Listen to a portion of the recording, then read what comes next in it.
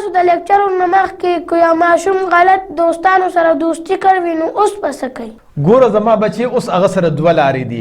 یوه لاره دا ده که چېرې هغه غواړي چې زما مستقبل دې روښانه وي او زه کامیاب ژوند په دنیا کې هم تیر کم او په آخرت کې دې هم کامیاب شم، نو دغه غلطو دوستانو سره دوستي ختمه کړي. او که خدای نه خواسته هغه داسې نه غواړي چې دنیا مې دې برباده شي او آخرت دې برباد شي، نو بیا یې غلطو دوستانو سره دوستي جاري ساتي.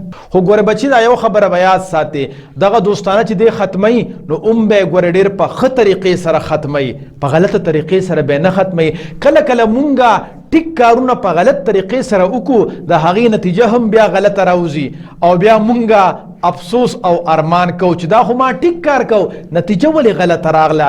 وجه دا وي چې زمونږ طریقې کار ټیک نه وي. او بچي دغه دوستانو سره که چېرې د دوستي ختمه نه کړله نو قیامت په ورځ به دې ډېر زیات افسوس او ارمان کوي، خو ګورې لاس له به څه نه راځي. او قرآن پاک کې الله پاک ځکه فرمایلی دي یا ویلتا لیتنی لم اتخذ فلانا خلیلا. او دغه خلک به بیا د قیامت په ورځ باندې افسوس کوي چې برباد شو مونږه، کاش چې د پلاني کس سره مونږه دوستانه نه وي کړې، خو بیا به په لاس څه نه راځي ځکه چې اوبه به د ورخه تېرې وي. د خدای دپاره پښتنو سانونه وپېژنئ، ستاسو دپاره خو به ځان له پیغمبر نه راځي.